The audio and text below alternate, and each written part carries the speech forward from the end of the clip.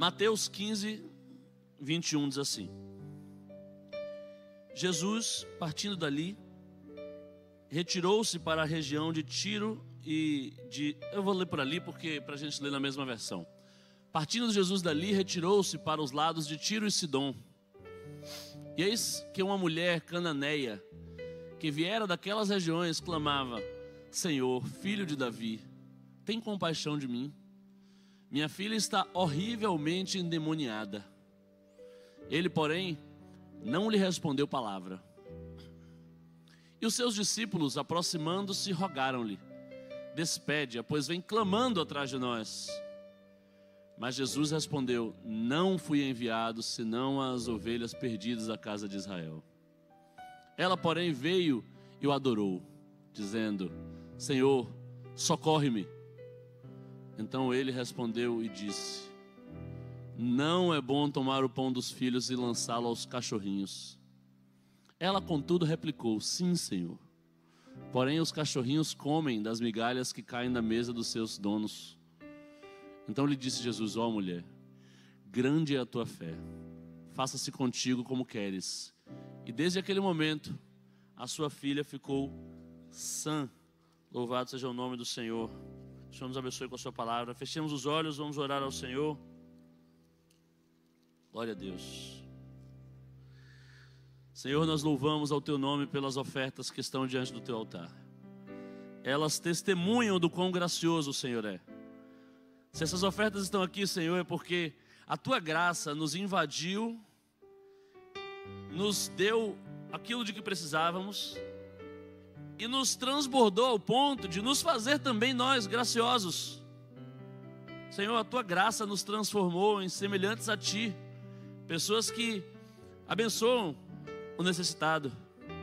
Nós te louvamos por isso, Senhor. Isso é constrangedoramente maravilhoso.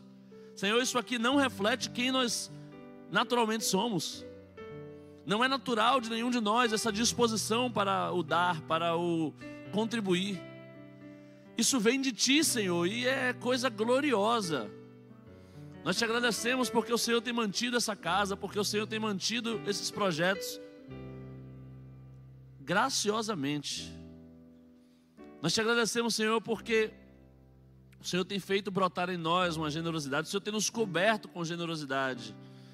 E isso se expressa não só nas ofertas, como no nosso coração confortado, no nosso coração que teve a sabedoria de buscar conforto no lugar certo, que é a tua presença. Isso não veio de nós, isso é dom de Deus, foi graça que nos trouxe aqui essa noite. Nós te agradecemos pela tua graça, Senhor. Nós te bendizemos e te pedimos que essa maravilhosa graça nos ensine, que o Senhor, por meio da sua palavra, ponha em nós um tanto da sua natureza, que o Senhor, por meio da sua palavra, construa em nós, custe o que custar, aquilo que o Senhor deseja ver quando nos olhar. Nós oramos te glorificando e te pedindo em nome de Jesus. Amém. Amém. Você pode se sentar, por favor?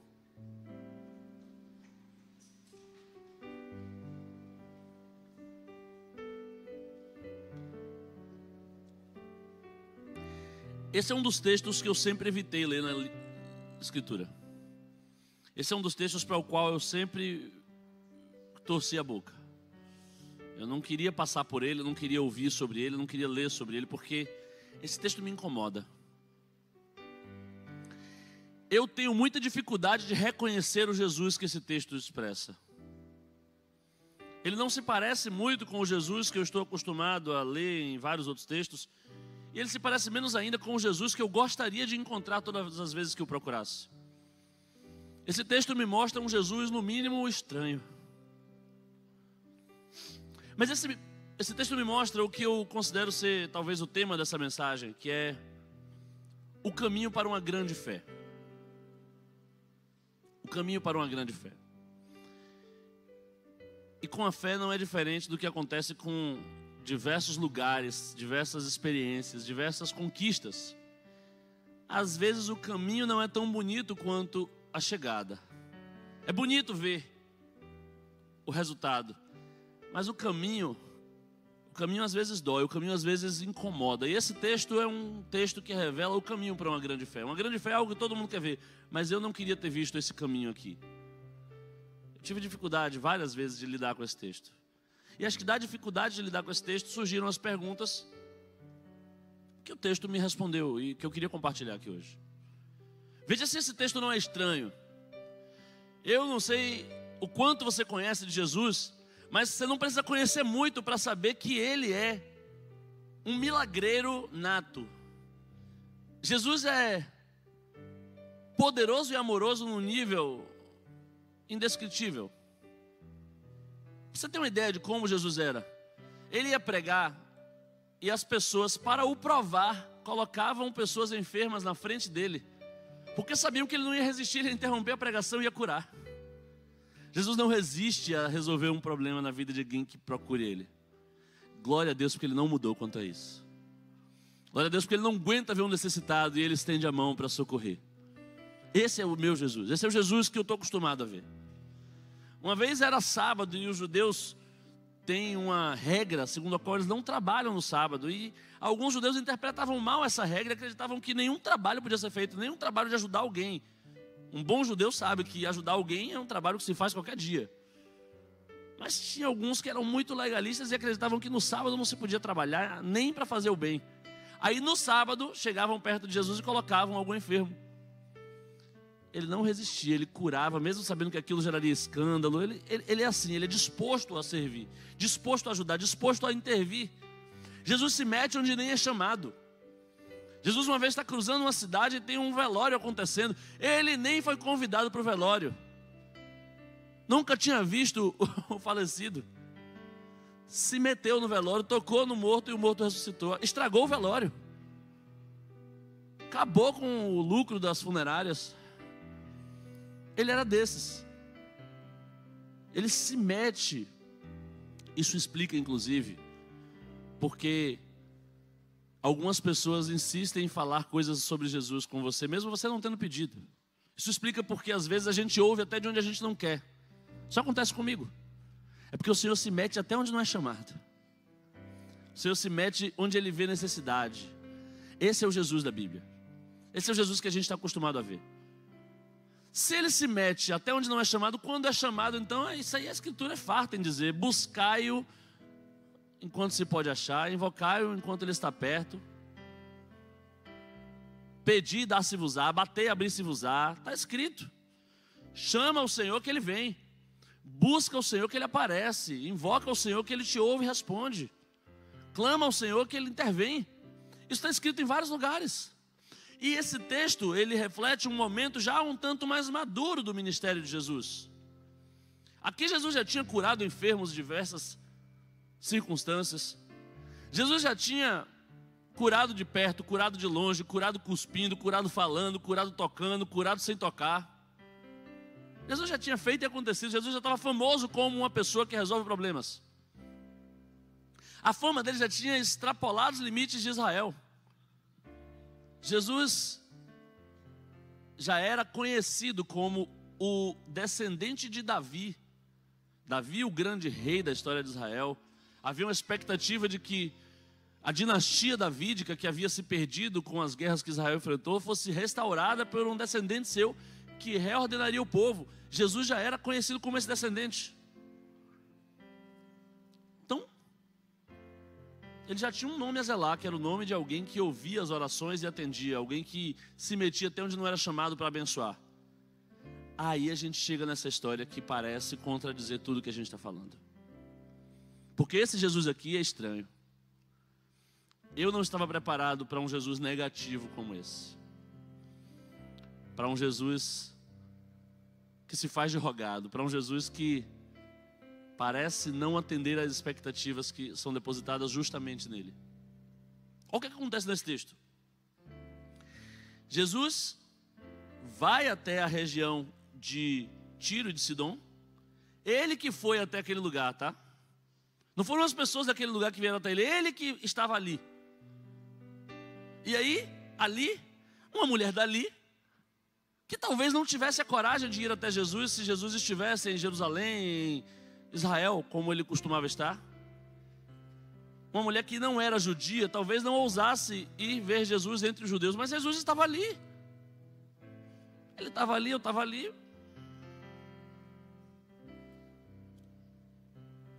Parecia ser a oportunidade perfeita. O cumprimento das profecias bíblicas, reconhecendo Jesus como aquele que tinha poder para restabelecer o trono davídico, Jesus como uma pessoa que podia resolver os seus problemas. Ela estava fazendo isso, ela estava dando uma chance para ele. Ela que não tinha experiência com ele, estava ali querendo ter com base naquilo que ouviu a respeito. Jesus, filho de Davi.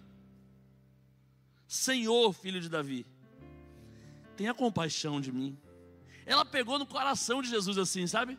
Fez cara de cachorro pidão. Não tinha como Jesus resistir. Eu olho para isso aqui e vejo essa oração e penso, eita, que Jesus vai dar uma bênção tão grande a essa mulher. E ela não está pedindo um iPhone não, tá? Porque a gente tem essa coisa, né? Ah, nem sempre Jesus ouve, ou nem sempre Jesus responde, porque tem coisa que a gente pede que é luxo. Jesus não vai se gastar, pelo amor de Deus. Jesus não vai operar para fazer um time sair da Série C. Vai vendo. Vai vendo. Tem um testemunho a dar sobre isso. Jesus não vai mover o coração de alguém para alguém comprar um azeite para dar ao pastor Diogo. Quem já viu mais de 2 cultos aqui já viu essa história, que o pastor Diogo conta a cada oportunidade. Eu espero as pessoas saírem para falar mal, tá? Então não se preocupe, enquanto você estiver aqui eu vou falar bem. Você vê que o pastor Diogo não está aqui, caiu na língua ferina. Jesus não se mete nessas coisas, é o que algumas pessoas dizem, contrariando toda a história da Bíblia, contrariando toda a minha história. Jesus se mete em tudo, mas se ele se mete em alguma coisa, aí é nas questões mais importantes da vida de alguém. Então, a mulher está com a filha miseravelmente endemoniada, é problema para Jesus isso. Claro que ele vai intervir, claro que ele vai ajudar, claro que ele vai abençoar. E a mulher diz, Senhor, filho de Davi, tenha compaixão de mim, minha filha está horrivelmente endemoniada. Ele, porém, não lhe respondeu palavra. Jesus ficou em silêncio. Quase Ronaldinho Gaúcho na CPI. A mulher está gritando. Imagina essa cena. Ela está gritando, e eu não acredito que ela estivesse sem lágrimas nos olhos. Gritar uma coisa como essa é gritar com o coração. Minha filha está miseravelmente endemoniada, tenha compaixão, você pode resolver, eu estou lhe implorando. E ele não lhe respondeu palavra. Esse tipo de cena, eu já vi acontecer. Gente que está desesperada em oração, gente que está claramente demonstrando o quanto precisa. E se você é crente, quando você vê uma cena dessa, você se compadece. Se você é humano, quando você vê uma cena dessa, você se compadece. Você tenta se juntar para ajudar. E a gente diz isso aqui, né? É muito comum. Eu acabei de dizer, o que é que eu recomendei que você faça no final do culto? Está com a luta, não está conseguindo vencer sozinho, procura alguém para te ajudar em oração. Eu falei que tem gente aqui que se consagrou para orar, e isso é uma bênção mesmo, eu acredito nisso. Eu acredito que vale a pena se aproximar de pessoas que vivem se aproximando mais do Senhor. Eu acredito sim que a oração de pessoas diferentes tem poder diferentes. Então, bênção você pedir oração para alguém que está com o Espírito derramado aos pés do Senhor, que tem intimidade com Deus. Então, eu oro, busco, não consigo, o que é que eu faço? O que é que está no manual do crente? Eu vou pedir oração à igreja, vou pedir oração a um pastor, vou pedir oração à irmã do coque, vou pedir oração ao ministério de intercessão, vou pedir oração a gente que tem conexão com Deus. A gente às vezes está com um paciente no hospital, a gente começa a procurar todo mundo que a gente acha que tem uma espiritualidade mais alinhada e começa a pedir. Ora aí, ora o quê? Pô, eu não sou crente não, eu sou budista. Ah, então mentaliza aí. Você apela para tudo, todo mundo que você acha que tem algum nível de conexão com o divino serve. É bem-vindo. Manda energias, faz o que puder, mas vamos lutar junto nesse mundo espiritual. Esse é o manual de qualquer vivência. Você tentou sozinho, não consegue, você pede ajuda de alguém. Agora imagina, se você tivesse um grupo de oração com Pedro, João, Tiago, os apóstolos, São Pedro, né, como muita gente chama, São João, São Tiago,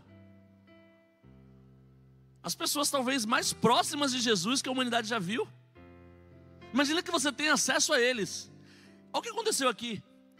Os discípulos se chegaram a Jesus e começaram a pedir pela mulher. Imagina os discípulos todos orando pela mulher. Senhor, ouve a voz dessa mulher, Senhor. Deus, não estou pedindo nem porque eu gosto dela, mas porque eu não aguento mais ouvir essa mulher me pedindo oração todo culto. Eu não aguento mais vê-la se humilhar, eu não aguento mais vê-la passando por isso. Os discípulos começam a rogar a Jesus que a abençoasse e começam a dizer: Senhor, despede-a, porque vem gritando pelo caminho.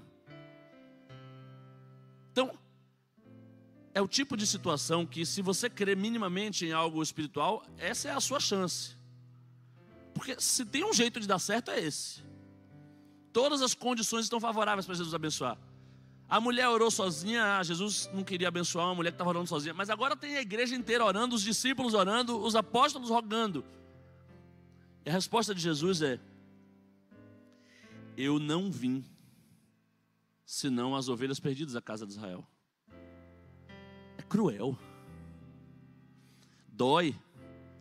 Jesus está inclusive expressando a teologia que os apóstolos conheciam até então.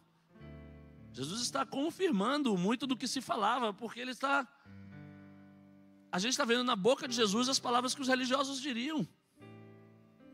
É estranho, Jesus não lhe respondeu palavra, disse: eu não vim senão as ovelhas perdidas da casa de Israel. E agora o que é que aquela mulher vai fazer? Vai fazer o que eu e você diríamos para ela fazer. Ah, se você está pedindo, se você está orando e você não está sendo recebido, não está sendo acolhido, não está sendo atendido, não se revolte contra o Senhor, adore-o. Adore-o mesmo sem compreender. Adore ao Senhor, se ajoelhe diante dEle, se prostre diante dEle. Não é no pedido que Deus atende, é na adoração. Deus dá quando a gente adora, Deus abre os céus quando a gente se ajoelha, quando a gente passa 12 horas cantando Santo, Santo, Santo. Nessa hora aí Ele não aguenta e abre os céus e dá tudo que a gente pede. A gente ouve um pouco disso. É a nossa cartilha, é o que a gente teria para ensinar essa mulher: adore ao Senhor. E a mulher o adorou. Ela, prostrando-se diante dele, adorou. E agora, se Jesus não atendeu ainda, agora Ele vai atender. Agora é que Ele piora tudo. Agora Jesus dá a pior resposta que Jesus já deu em toda a sua vida, pelo menos pela Escritura. A resposta mais dura, assim, mais pesada, mais ofensiva, mais desrespeitosa até, na perspectiva provável de quem estivesse ouvindo. Jesus olha para aquela mulher que está ajoelhada, o adorando, com um problema maior do que eu consigo imaginar que alguém possa ter. E enquanto ela o adora, Ele olha para ela e diz: querida, não é lícito pegar o pão dos filhos e deitá-lo aos cachorrinhos. Se eu já não tivesse levantado e ido embora, eu iria agora, humilhado. O não ela já tinha, foi em busca da humilhação e recebeu. Mas foi pior do que eu podia imaginar que ela poderia receber. Eu não entendo, eu não consigo entender, sério. Eu imagino os apóstolos dizendo: gente, o que é que deu em Jesus hoje? O que está acontecendo com Ele? Eu nunca vi isso. Não há ninguém na Bíblia que tenha ganhado tanto não de Jesus assim. A mulher: Senhor, socorre, tem compaixão. E Ele não lhe respondeu. Os discípulos se juntaram: Senhor, despede a que vem gritando. E Ele disse: eu não vim senão as ovelhas perdidas. Aí ela se prostra e adora e diz: socorre-me. E Ele diz: não é lícito deitar o pão dos filhos aos cachorrinhos. Aquela mulher teve 3 nãos em seguida de Jesus. 3 nãos em seguida de Jesus. Como é que você reagiria a isso? Eu fico me perguntando como é que eu reagiria a isso. 3 nãos em seguida. Ela recebeu 3 nãos assim na cara, e um pior do que o outro, um mais embasado do que o outro. E ela não tinha teologia suficiente para discutir com Jesus. Ela nem era judia, ela nunca tinha estudado provavelmente a Torá. O que ela ia falar a respeito disso? O que ela tem a dizer a respeito disso? O que seria natural? Ela talvez voltar aos seus deuses, ela talvez reconhecer que aquilo não era para ela. Isso é o que eu imagino que boa parte das pessoas que eu conheço faria. Mas depois de 3 nãos de Jesus, o que aquela mulher diz? Bíblia diz que depois de receber 3 nãos de Jesus, ela fala assim: sim, Senhor. Depois de 3 nãos seguidos, ela diz sim para o Senhor. Sim, Senhor. Não é lícito pegar o pão dos filhos e deitá-lo aos cachorrinhos. Sim, Senhor. Eu não estou aqui para discutir com o Senhor. Eu nem tenho argumento suficiente para isso. E eu vou além. Ela iria para onde se ela não tivesse o Senhor? A quem mais ela iria recorrer? O que fez aquela mulher ir ali buscar socorro num Deus que nem era o dela? Por que ela não estava orando para os deuses cirofenícios, para os deuses de Sidom e de Tiro? Provavelmente porque ela já tinha passado dessa fase, já tinha tentado isso e não tinha dado certo. Aos pés de Jesus é um lugar onde normalmente você só acha desesperados.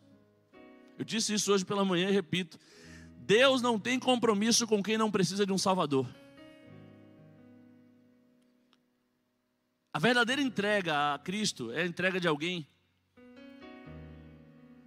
que chegou à conclusão de que de fato não dá sem Ele. Cristo não é uma boa cereja do bolo. Não faz sentido buscá-lo quando vai tudo bem. Não faz sentido pensar em tê-lo porque a sua vida é do jeito que deveria ser, mas você queria enfeitar ainda mais e colocou Cristo ali. Não faz sentido. O encontro com Cristo costuma ser um encontro radical de quem de fato não tem mais nada além dele. E se não for assim, não funciona. Jesus mesmo é quem disse: se você quiser me seguir, você precisa perder tudo, negar a si mesmo. Você precisa estar disposto a perder a sua vida por amor de mim. Não dá para ter tudo e Jesus.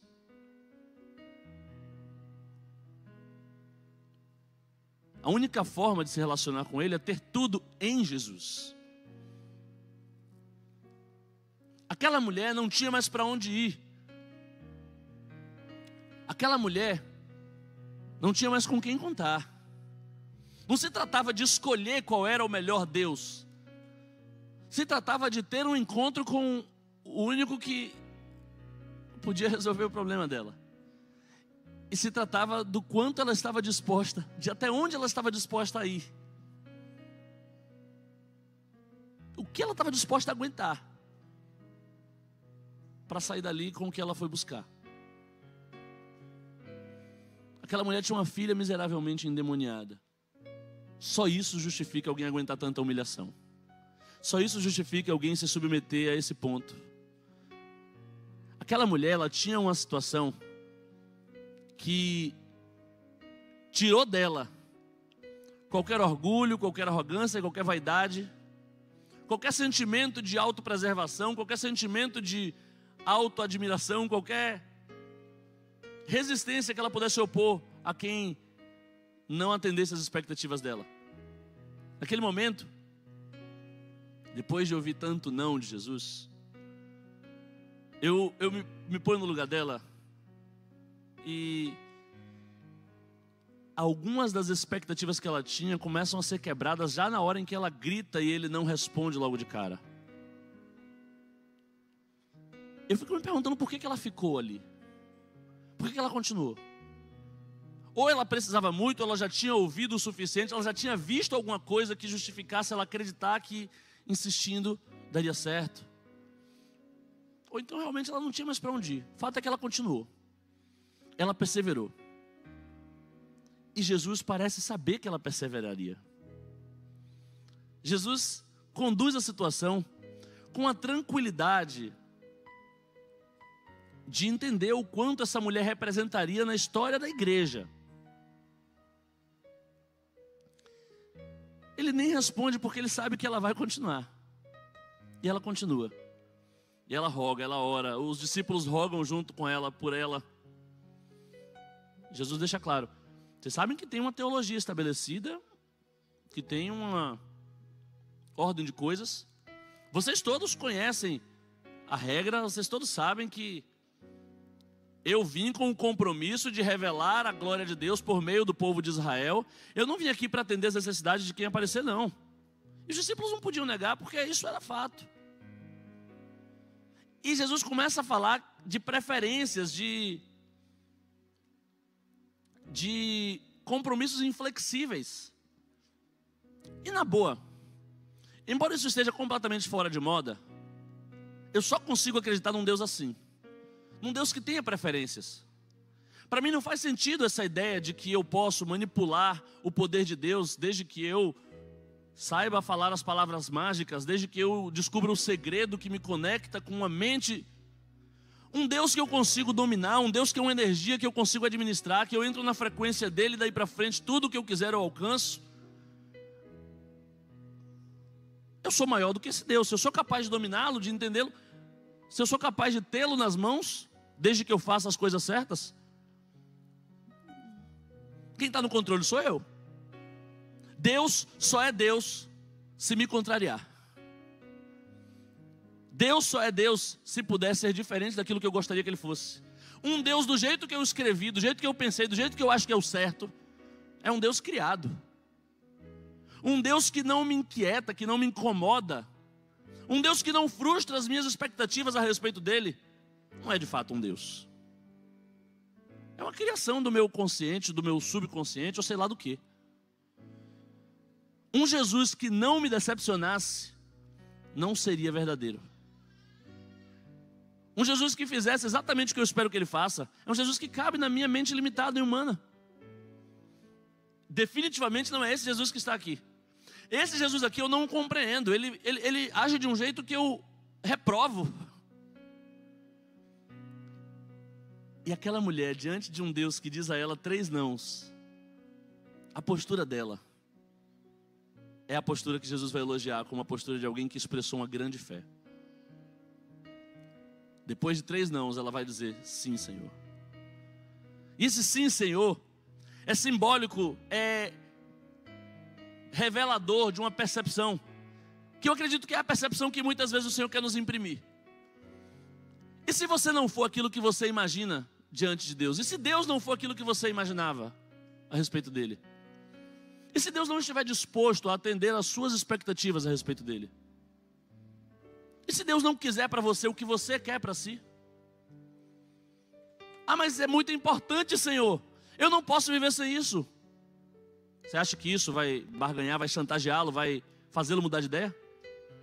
Você acha que a gente consegue, chorando, gritando, se humilhando, pedindo a mais gente que ore? Você acha que a gente consegue, de fato, mudar os desígnios de Deus?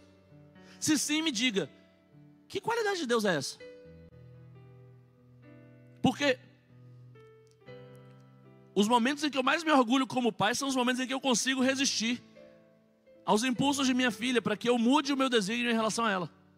A bichinha se contorce toda, tem 4 meses. E ela se contorce toda querendo atingir a televisão. É impressionante. Dá uma pena, dá uma vontade de premiá-la e dizer, pronto, minha filha, vai assistir. Mas que pai eu seria se eu fosse tão dobrável assim? Que pai eu seria se eu fosse tão influenciável assim, se eu não soubesse o que é melhor para ela e se eu não impusesse isso, mesmo contra as insistências, as apelações, as manipulações dela? Se com 4 meses ela faz isso, imagina com 15 anos.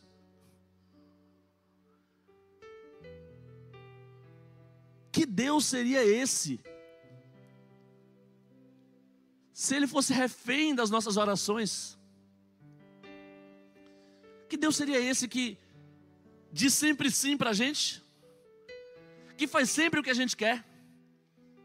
Que se a gente conseguir atingir o nirvana na nossa oração, aí não tem erro, aí ele vai dar tudo o que a gente pedir. Se a gente adorá-lo do jeito certo, se a gente ficar de joelho no tempo necessário, se a gente reunir o maior grupo de oração, ele vai sempre fazer o que a gente pede. Que Deus seria esse? Definitivamente esse não é o Deus bíblico. O Deus bíblico é chamado de Todo-Poderoso. Paulo diz que dele, por ele e para ele são todas as coisas. Glórias sejam dadas, pois, a ele eternamente. Os seus planos são tão mais altos que os nossos, quanto os céus são mais altos que a terra.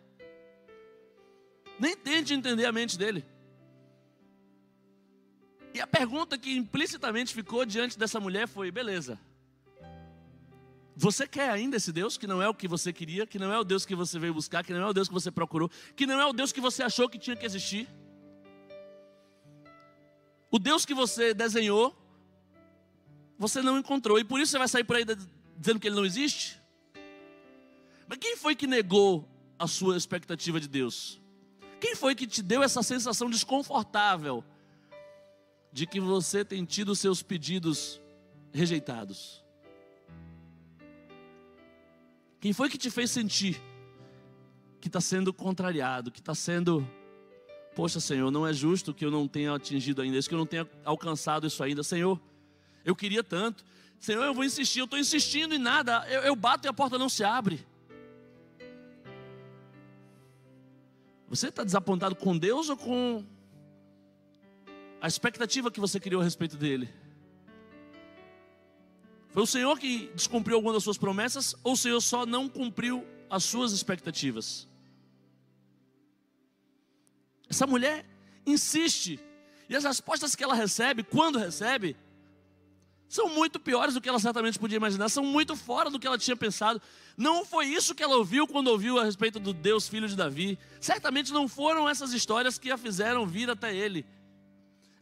Ele estava ali, pediram, ele curou. Ela ouviu várias coisas sobre ele. Mas na vez dela parece que estava diferente. Na vez dela não estava funcionando, na vez dela o poder não estava sendo usado. E a resposta que essa mulher dá é a seguinte, ela diz assim: Senhor, eu vim falar com o Senhor crendo que eu era uma das filhas que tinha direito a ganhar o pão aí na mesa. Mas pelo visto, a cena é muito diferente da que eu imaginava. Pelo visto, Senhor, a minha condição é bem inferior à que eu queria. Primeira coisa que eu percebi quando eu me aproximei de Deus foi que o Senhor não é nada do que eu imaginava que o Senhor fosse. E a segunda coisa que eu percebi quando me aproximei mais ainda de Deus foi que eu não sou nada que eu imaginei que eu era. Pelo menos aos olhos de Deus, eu sou bem diferente do que aos meus próprios olhos. E essa mulher não foi a única a viver essa experiência, não. Se você realmente se aproximar do Deus bíblico, uma das coisas que você vai ver é que você não é nada do que você imaginava.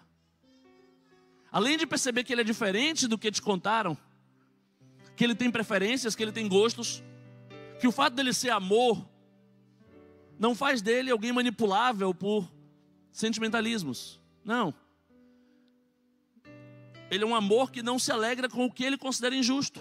E o critério de justiça que Ele segue é o dele. Ainda que você não ache correto, ainda que eu não ache correto, Ele tem um critério próprio, Ele tem preferências, Ele tem gostos. Uma pessoa é assim, um Deus pessoal precisa ter gostos. Pois Ele tem gostos. E Ele não flexibiliza quem Ele é, não. E essa mulher começa a descobrir isso.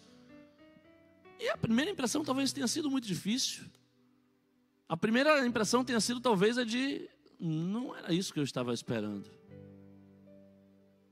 Mas eu ainda preciso. Mas o meu coração ainda tem um vazio do tamanho desse Deus. Seja Ele quem for. E se eu só tiver essa oportunidade de conhecê-lo, eu vou ficar aqui até entender um pouco mais sobre Ele, até ouvir.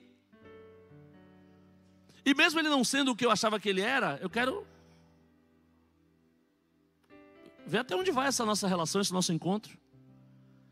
E aí o que ela diz para Jesus é assim, ela diz assim: certo, Senhor, tudo bem que a minha postura foi a de um filho que queria pão, e o Senhor está dizendo que eu ainda não tenho por que ser vista como filho.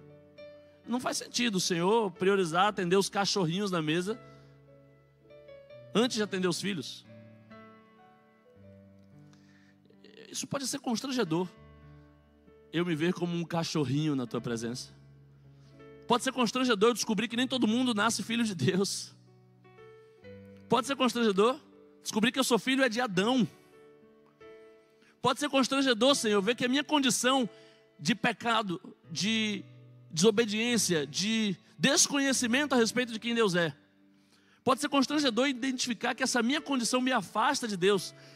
Pode ser constrangedor descobrir o que o apóstolo Paulo conta, que todos pecamos e fomos destituídos da glória de Deus. Pode ser constrangedor descobrir que diante de Deus eu não sou quem eu achava que eu era. Eu não tenho tanto direito quanto eu achava que eu tinha. Eu não tenho tanto poder quanto eu achava que eu tinha. É constrangedor descobrir que Deus não está à minha disposição para fazer o que eu quiser. É constrangedor, ainda mais se a gente saiu de casa falando, eu vou ali orar a Deus e você vai ver se eu não vou receber a resposta. E a gente toma não atrás de não. É constrangedor. É constrangedor ser visto como um cachorrinho diante de ti. Mas o que essa mulher diz é o seguinte, certo? Já entendi, eu não sou filho, eu sou cachorrinho. Mas e para o cachorrinho, tem o que na tua presença? E para quem eu sou, o que é que o Senhor tem?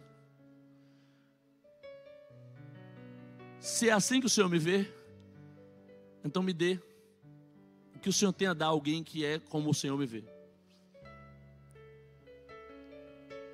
Até os cachorrinhos comem das migalhas que caem da mesa dos seus senhores. Se eu não sou uma filha digna de sentar à mesa e comer o pão, se eu sou como um cachorrinho, então o cachorrinho tem o que na tua mesa? Migalha? Pronto, até o cachorrinho tem migalha, eu quero ver o que é que sobra para mim. Essa era a resposta que Jesus queria ouvir desde o começo. Essa era a resposta que Jesus foi caminhando para que fosse dada. Esse era o testemunho que Jesus queria dar. Não só àquela mulher, mas a todo mundo que estava ali. Essa experiência, ela marca a Bíblia em antes e depois. Tanto é assim que antes desse texto, conta-se a primeira multiplicação dos pães. A primeira multiplicação dos pães é uma multiplicação incompleta. Porque é uma multiplicação para judeus. Só judeus participam daquela multiplicação. Jesus é visto ali como um profeta judeu, que multiplica pães e alimenta uma comunidade de judeus. Sobram 12 cestas. 12 é um número representativo do judaísmo, porque são 12 os patriarcas judeus, eram 12 os apóstolos. A primeira multiplicação de pães é Jesus mostrando que ele está no mundo para alimentar toda a comunidade dos judeus. E aí chega essa mulher na história e tem essa conversa com Jesus. E nesse auge dessa conversa, ela dá a única réplica que venceu Jesus. A única pessoa que sai com uma última palavra numa conversa com Jesus é essa mulher. Depois que ela diz isso ao Senhor, ela diz: Senhor, tudo bem que não seja como eu queria, mas e como é então que o Senhor quer? Qual é o jeito pelo qual o Senhor quer? Se eu sou cachorrinho, o que é que tem para o cachorrinho? Quais são as migalhas que há na mesa do Senhor caindo aí para que eu possa comer? Aí o Senhor olha para ela e diz: mulher, era isso que eu estava procurando em você, era isso que eu estava desenvolvendo em você, era isso que eu estava construindo em você. Como estava sendo difícil para Jesus, eu imagino. Como estava sendo difícil para ele fazer o contrário do que ele gostaria desde o começo. Mulher, grande é a tua fé. Você entendeu o que eu queria explicar para todo mundo? Fé não é essa crença de que se eu mandar, Deus obedece. Fé, pelo menos a fé bíblica, não tem nada a ver com esse pensamento positivo que a gente mentaliza e cria realidades que não existiam. Isso não está na Bíblia. Ah, fé é otimismo. Não, os homens que a Bíblia chama de heróis da fé são pessimistas extremados. Ah, fé é acreditar que tudo vai dar certo. Vai ouvir a história de Deus começando com Moisés, um herói da fé. A Bíblia chama Moisés de herói da fé. E Deus diz a Moisés assim: Moisés, eu vou com você. Moisés, vai nada. Moisés, a gente vai lá e vai libertar o povo do Egito. Ele: não vai, Senhor, vá por mim, vai dar tudo errado. O cara está ouvindo Deus dizer que vai dar certo, ele diz que vai dar errado. Esse é um homem de fé. E você quer crer que fé é acreditar que vai dar tudo certo? Eu tenho fé que vai dar tudo certo. Pensamento positivo, beleza, você quer ter, tenha. Não estou aqui para julgar. Mas não tem nada a ver com fé. Fé é crer ao ponto de se submeter. Fé é prostrar-se mesmo discordando. Fé é aquela convicção de que se tem duas opiniões, a minha e a sua, mas eu tenho fé em você, a sua é diferente da minha, eu vou assinar na sua, eu vou ficar com a sua, mesmo discordando. Sabe o que é fé? Eu gosto sempre desse exemplo. Imagina uma casa pegando fogo, você está dentro dessa casa. E aí, você pensa no melhor caminho de sair para escapar do incêndio. Você pensa: bom, vou descer a escada. Faz sentido, é lógico. Aí aparece alguém do lado de fora e grita para você e diz assim: ei, eu sou um bombeiro premiado internacionalmente. Eu nunca perdi uma vítima de incêndio, eu sempre salvo todo mundo. E mostra as credenciais, e nessa rápida conversa ele te convence que ele é um bombeiro infalível. E aí você está ali e pensa, vou seguir meu instinto e vou descer a escada ou vou ouvi-lo? Bom, custa nada ouvi-lo. Aí quando você conversa com ele, ele fala assim, ó, você quer escapar desse incêndio com vida? Quero. Então pule. Aí você olha, está no terceiro andar, você diz, quem vai é o coelho. Não faz sentido nenhum. Essa ordem não me convenceu. E não tem tempo para lhe convencer, porque está pegando fogo a casa, você tem que tomar uma decisão imediata. Aí você pensa, você vai descer a escada ou você vai fazer o que ele mandou? Você seria muito burro se você descesse a escada. Muito arrogante. Muito orgulhoso. E os orgulhosos não são bem-vindos na fé. Não há espaço para os orgulhosos na fé. Uma atitude de fé seria, uma vez que aquele homem lhe convenceu que ele tem algo que você não tem, que ele é melhor do que você, que ele sabe o que você não sabe, mesmo discordando dele, se você tem fé nele, você pula. E pula até dizendo, eu vou pular, eu acho que eu vou morrer, a culpa vai ser toda sua, mas eu vou pular. Não é caso dele te convencer a pular. Se ele te convencer, de novo, não é fé, é você fazendo o que você acha que é o certo. Se você concorda com Deus, você não está agindo por fé, está agindo por bom senso. Está fazendo o que você acha que é certo. Mas na hora em que Deus te contraria, na hora em que Deus é totalmente diferente do que você gostaria que Ele fosse, desejava que Ele fosse, se nessa hora você ainda consegue parar e pensar, pode não ser o que eu queria, mas eu não tenho para onde ir. Eu não tenho alternativa além dele. Se há um Deus, o que eu vou fazer é me prostrar diante dele e me submeter à sua vontade. Se há um Deus, eu quero o que ele tem para mim. Aí a mulher pergunta, Senhor, agora que eu estou te conhecendo, estou descobrindo que o Senhor é diferente do que eu imaginava, mas agora eu quero te perguntar, Senhor, o que é que tem aí na sua mesa para alguém como eu? O que é que alguém como o Senhor tem para alguém como eu? E é nessa hora que o Senhor olha para ela e diz, isso é fé. Fé é submeter-se mesmo discordando. Fé é dizer sim mesmo ouvindo não. Fé é aceitar que o Senhor sabe o que você não sabe. Aceitar que o Senhor é maior do que qualquer coisa que você seja capaz de propor, de administrar, de considerar. Fé é abrir mão de entrar em debate teológico com Jesus. Abrir mão de tentar convencê-lo, de tentar enganá-lo, de tentar mostrar para ele que você não é assim tão ruim, de mostrar para ele que você consegue, de mostrar para ele que ele não é assim o que você... É sério. Paulo diz, ó tu, criatura, acha que poderá debater com o Criador. Você sendo barro, vaso, acha que vai poder debater com o oleiro. Que sentido tem a ideia de um Deus que senta numa mesa para discutir, para debater com o homem? Ela ouviu 3 nãos do Senhor. Ela disse, sim, Senhor. Sim, Senhor. O que é que tem para mim na tua mesa? Se eu sou diferente do que eu imaginava, o que é que o Senhor tem para alguém como eu? E o Senhor diz a ela, mulher, grande é a tua fé. Agora você está entendendo.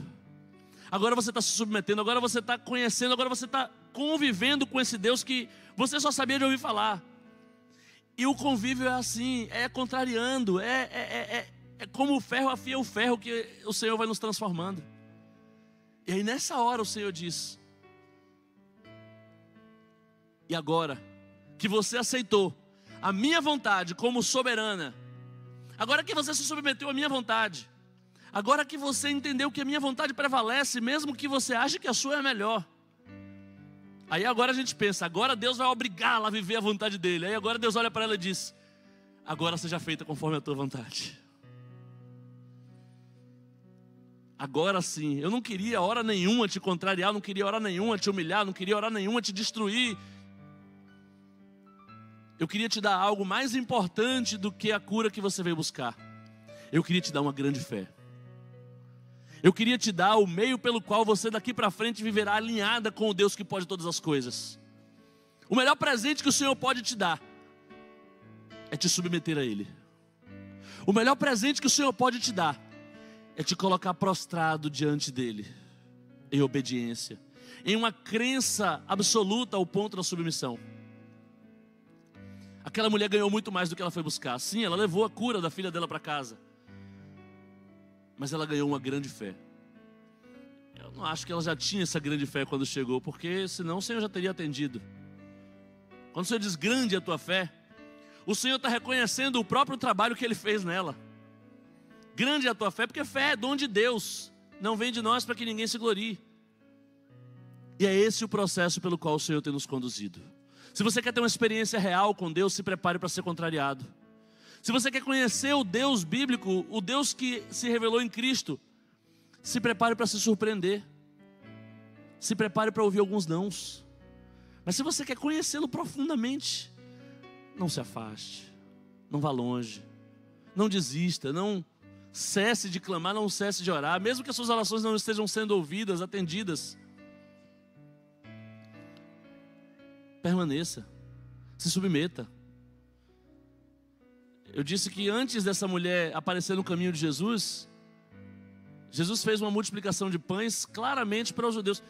Logo depois dessa mulher aparecer no caminho de Jesus, Jesus multiplica os pães para uma comunidade de gentios, e pessoas de diversas nações são abençoadas e comem pão junto à mesa com Jesus. E daquela segunda multiplicação sobram não 12 cestos, 12 era um número representativo de tribos de Israel, era um número que dizia respeito a Israel. Sobram 7 cestos, um número que a Bíblia sempre associa à perfeição, porque o projeto perfeito de Jesus não era atender aos judeus. Aquela fala de eu só vim as ovelhas perdidas da casa de Israel, de os judeus é que são filhos, os outros são cachorrinhos. Jesus estava dialogando inclusive com o judaísmo da época, estava mostrando a teologia do judaísmo da época e usando o exemplo daquela mulher para exortar os judeus. Jesus estava fazendo da história daquela mulher muito mais do que a história daquela mulher, um testemunho para as nações. Jesus estava abrindo a porta dos milagres para toda a comunidade de seres humanos a partir da história daquela mulher. A minha história, a sua história com Jesus, acreditem, ela vai além da nossa própria vida. O que o Senhor tem feito, o que o Senhor tem permitido que aconteça, o que o Senhor permite que um servo seu passe, diz respeito não só à vida de quem enfrenta isso, diz respeito a diversas pessoas que serão tocadas e abençoadas pelo testemunho que o Senhor está estabelecendo em você. Cada não que o Senhor lhe diz faz crescer em você uma fé que fundamentará coisas que o Senhor fará, não só na sua vida, como na vida de seus familiares, na vida das pessoas ao seu redor. Ele usa um para abençoar muitos. A vida daquela mulher foi um caminho para que Jesus abençoasse uma vida de uma série de outras pessoas. Eu queria lhe convidar a ficar de pé, a gente já está se encaminhando para o momento final desse culto. E queria lhe mostrar como teria sido diferente essa história se eu a escrevesse. Eu teria abençoado logo de cara. Eu teria dito a Jesus, não, Senhor, é melhor o Senhor abençoar essa mulher logo de cara. E aí essa mulher chegou aqui e disse, Senhor, a minha filha está miseravelmente endemoniada, cura, tem compaixão de mim, filho de Davi. E na minha Bíblia estaria escrito assim, e Jesus logo a curou e abençoou aquela mulher para que ela fosse para casa abraçar sua filha. Na minha Bíblia seria assim. Porque por mim, Jesus abençoava todo mundo logo de cara, assim. Aí imagina, seria mais ou menos assim na minha história, na minha Bíblia. Imagina essa mulher saindo daquela experiência, obrigado Jesus pela bênção, deixa eu correr para ver minha filha, se já está realmente curada. Ela teria tido 2 palavras com Jesus. Ela teria corrido para casa. E em casa, a filha dela provavelmente estaria brincando já. Ela ia chegar e encontrar aquela cena de festa. E aí, como é que você está? Ah, eu fui curada a tal hora. Foi bem na hora que ele falou. Ele quem? Eu não sei bem não, o nome dele é Jesus. Eu pedi, ele curou na mesma hora. E ele está onde agora? Não sei também. Eu sei que ele passou por aqui, eu aproveitei, peguei minha bênção. E a gente agora pode voltar à nossa vida que a gente sempre viveu. Essa seria a minha história, se fosse do jeito que eu quero. Mas eu imagino como foi essa conversa dessa mulher com a filha. Essa mulher, tendo as suas expectativas contrariadas, ela teve muito mais tempo de conversa com Jesus do que ela esperava. Ela esperava um encontro, uma cura, uma solução. Ela esperava um Jesus assim, desses que resolve o problema e acabou, não precisa de muito envolvimento. Mas o que ela recebeu foi uma experiência, foi um convívio, foi uma revelação progressiva. Ela foi sabendo cada vez mais a respeito de Deus. Ela conheceu a igreja, ela conheceu os apóstolos, conheceu os discípulos. Ela teve um diálogo dos mais longos que as pessoas já tiveram com Jesus. Ela discutiu teologia com Jesus. Ela viveu uma experiência que permitiu a ela saber o que Jesus pensava sobre ela. Ela teve o próprio Jesus construindo nela uma fé que o próprio Jesus reconhece como grande, como suficiente para a construção de coisas enormes. E eu imagino ela chegando em casa depois de Jesus, enfim, fazer conforme a vontade dela. Jesus curando a filha dela. Eu imagino ela chegando em casa. E ela indo abraçar a filha. Agora já com a fé grande, ela provavelmente nem chegou para ver se a menina estava curada. Ela já chegou para comemorar, porque agora ela já sabia com quem ela tinha falado, ela já sabia quem era o Deus a quem ela tinha buscado. E ela chega já para comemorar aquela vitória. Eu imagino aquele encontro daquela mulher com aquela criança, ou sei lá que idade aquela menina tinha. Eu imagino, minha mãe, eu fui curada. Ela é, minha filha, eu sei. Mas a melhor parte você vai saber agora, minha filha. Acredite se quiser. Essa cura milagrosa, isso aqui é só uma migalha. Isso aqui é nada comparado ao que Ele tem preparado para os seus filhos no banquete celestial. Minha filha, eu descobri que esse Jesus não é só alguém que cura, não. Eu descobri que esse Jesus, Ele é salva. E Ele pode nos transformar em filhos de Deus. Eu descobri, filha, que isso aqui é pouco. A gente recebeu agora, foi uma migalha. Essa cura, por mais que fosse tudo que a gente viesse buscar. As portas de emprego, filha. O consolo para a alma. Ah, filha, isso é só migalha. Pão mesmo Ele vai servir à mesa do Pai no dia em que Cristo voltar. Filha, há mais com o que sonhar. Filha, o Senhor nos chamou para sermos eternos. Filha, o Senhor nos chamou para mais do que manipular Deus a fazer a nossa vontade. Não, filha, o Senhor nos chamou para viver debaixo da vontade dEle, que é muito maior do que a nossa. A gente pede migalha, Ele nos dá um pão. A gente está pedindo algo que a gente acha que era o pão. Isso que a gente vai buscar, a gente achava que era a grande bênção de Deus para nós. A gente está orando tanto tempo pelo que a gente achava que era a bênção de Deus. Esqueça. A bênção maior foi eu querer algo e ir buscar aos pés dEle. A bênção maior foi passar um tempo aos pés dEle. A bênção maior foi ouvi-lo, foi conhecê-lo. A bênção maior foi Jesus se revelar a nós. Por isso Tiago vai dizer: tende grande alegria quando passares por provações.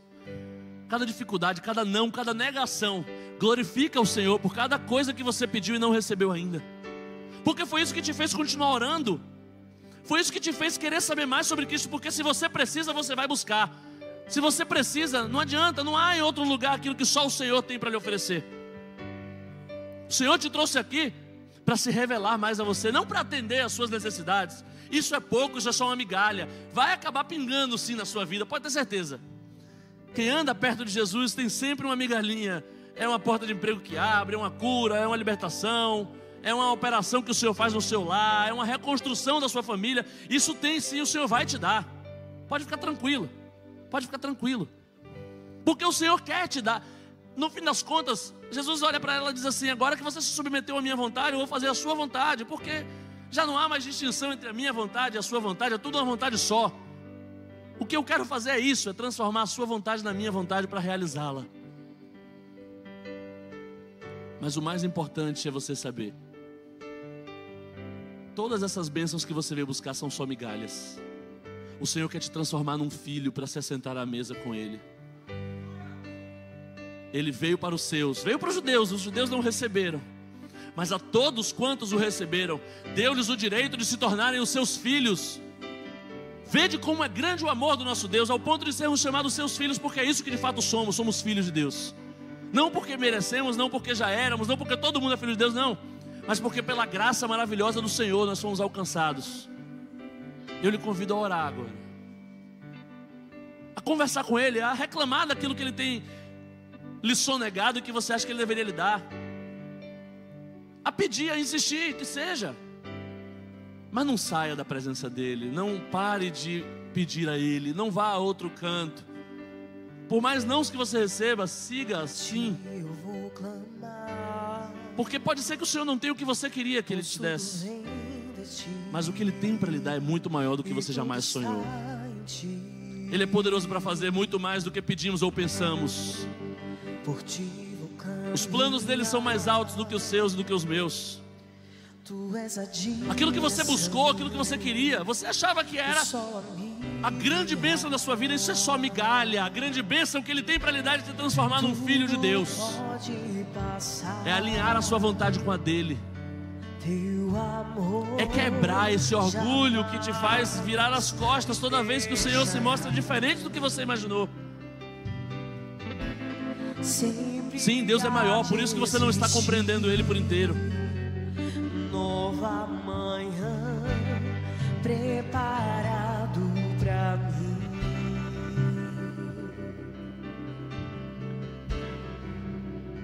A ti eu vou clamar, a ti eu vou clamar. Não há outro jeito de conhecê-lo senão clamando, senão derramando diante dele as questões que te afligem, que você não acha solução fora dele. Eu não estou te prometendo que Ele vai atender cada um dos seus pedidos, porque Ele não é um pai carente que barganha o amor dos filhos, não. Ele é um pai responsável que vai ensinar um filho a ser filho, ainda que dizendo coisas duras, ainda que te deixando com a sensação de que Ele não respondeu no tempo que você gostaria. Ele não se importa nem que você ache que Ele não existe. Ele não está preocupado com isso. Ele não está tão preocupado assim em te conquistar.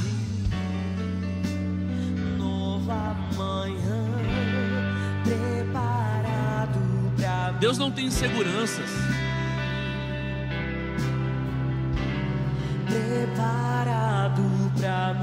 Deus sabe exatamente do que você precisa. Deus sabe exatamente o que Ele tem para lhe dar. Tudo o que Ele quer é que você se renda, que você pare de lutar, que você reconheça que foi vencido por Deus. Você tentou, você enfrentou, você insistiu, mas descobriu que não era como você queria, não era como você achava, não era como você imaginou. E agora é hora de começar a dizer: sim, Senhor, mas e como é? E para alguém como eu, o que o Senhor tem? Na hora em que você abrir mão de ter o que você quer, na hora em que você aceitar ter o que o Senhor tem para você, na hora em que você perguntar: certo, Senhor, se para mim só tem migalha, me dá essa migalha, você vai descobrir que o Senhor sempre teve muito mais do que você sonhou. Você vai descobrir que o que Ele tem para você é muito melhor do que o que você jamais quis.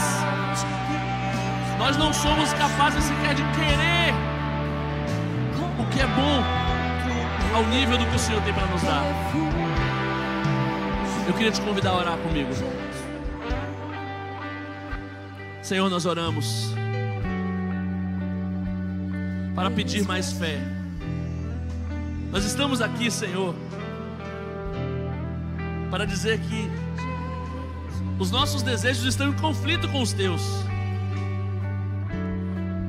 E a gente não vai fingir que está tudo bem, a gente não vai mascarar a nossa oração para começar a pedir o que a gente acha que o Senhor quer que a gente peça, não. Nós vamos clamar, Senhor, e derramar o nosso coração diante de Ti, porque a Tua palavra nos ensina que das duas uma: ou o Senhor muda o nosso coração, ou o Senhor satisfaz o desejo que nós expressamos. Então, Senhor, não há não que nos afaste de Ti, não há silêncio que nos faça ir embora. Nós não temos para onde ir, Senhor. Só Tu tens as palavras de vida eterna. Nós precisamos daquilo que não encontramos em nenhum outro lugar. O que nós te pedimos é que nos dê força para perseverar nessa oração, para perseverar nessa prostração, para perseverar nessa adoração. Senhor, submete-nos a Ti, rende-nos a Ti, Senhor. Abre os nossos olhos para que a gente consiga ver que a Sua teologia é diferente da nossa, e o Senhor não tem compromisso nenhum com a nossa teologia. O Senhor não tem compromisso nenhum com as nossas deliberações. Aquilo que nós dissemos que aconteceria não te obriga a fazer absolutamente nada. As nossas exigências não dizem nada a Ti. Quem somos nós para impor ao Senhor alguma programação? Quem somos nós para Te dizer como nos tratar? Quem somos nós para Te dizer quem nós somos diante de Ti? Senhor, nós não temos nada a Te ensinar. Mas se estamos aprendendo coisas novas a nosso respeito, a nossa postura hoje é a de quem quer descobrir como se posicionar nesse lugar que o Senhor nos vê. Senhor, se nós não somos santos como gostaríamos, se somos pecadores, se nós não somos suficientes, se nós não somos perfeitos, Senhor, a nossa pergunta é: e o que é que o Senhor tem a dar para pecadores imperfeitos e insuficientes? Senhor, tem lugar na Tua igreja para pobres pecadores como nós somos. Tem lugar na Tua presença, Senhor, para cachorrinhos como nós somos. Senhor, tem lugar na Tua presença para alguém que é exatamente desse jeito que o Senhor está vendo que eu sou. O que o Senhor tem a dar para essas pessoas? O que o Senhor tem a dar para mim, Senhor? Se o Senhor não vai me dar aquilo que eu gostaria, o que o Senhor vai me dar? Eu não posso sair daqui hoje sem uma bênção. Eu não posso sair daqui hoje sem aquilo que o Senhor tem para me oferecer. Eu não posso sair daqui hoje de mãos vazias, Senhor. Deus, derrama sobre nós a Tua graça, derrama sobre nós o Teu favor. Senhor, enche o coração de cada um dos Teus filhos que entrou aqui hoje, não com o que nós viemos buscar, mas com o que desde a eternidade o Senhor havia preparado para nos dar. Preencha a nossa mente, Senhor, com um reposicionamento, com a consciência de que o Senhor nos chamou para fazer algo muito maior do que aquilo que nós estamos brigando para ter a chance de realizar. O Senhor nos chamou para algo muito mais relevante do que aquilo que a gente está chorando porque não conseguiu ainda fazer. O Senhor nos chamou para um relacionamento muito mais santo do que aquele que a gente está chorando porque acabou. O Senhor nos chamou para uma vida eterna, muito maior do que qualquer coisa que a gente jamais sonhou. Senhor, mostra para a gente que aquilo que a gente veio buscar é migalha diante do que o Senhor tem preparado na Sua santa e eterna mesa celestial, a qual um dia seremos convidados. Deus, torna-nos Teus filhos, torna-nos alinhados contigo, aumenta a nossa fé. Nós oramos pedindo que o Senhor receba esse culto, receba esse nosso coração, receba essa nossa disposição, receba o nosso sim, mesmo diante de cada não. Recebe-nos, Senhor, diante de Ti. Nós nos rendemos, nós nos entregamos, nós nos dispomos ao Senhor para pedir que durante toda essa semana o Teu nome seja glorificado, o Teu projeto seja realizado, a Tua vontade seja cumprida, assim na terra como no céu. Pai, se possível, atende alguns dos nossos pedidos, mas seja feita a Tua vontade, não a nossa. Pai, esquece a forma como nós vemos o Senhor e nós vemos a nós mesmos.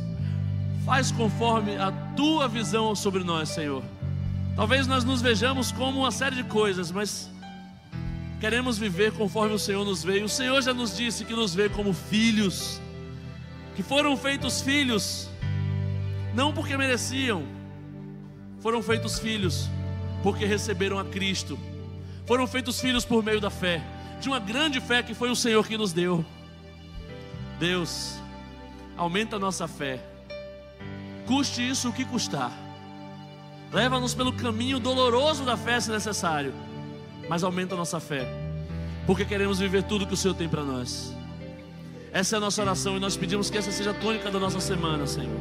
Recebe o nosso culto e em Teu nome, Pai, em Teu nome, ó Cristo, em Teu nome, ó Espírito Santo, nós dizemos que o amor de Deus, o nosso glorioso Pai, Que a graça maravilhosa, redentora do nosso Senhor Jesus Cristo e que a doce comunhão do Espírito Santo, o nosso Consolador, o nosso professor, o nosso ajudante, que isso repouse sobre toda a igreja do Senhor, sobre todos nós, de agora e para sempre. Amém, amém, amém. Que o Senhor te abençoe, que o Senhor te dê uma ótima semana. Enche-me de ti até transbordar com tua glória sobre mim. Enche-me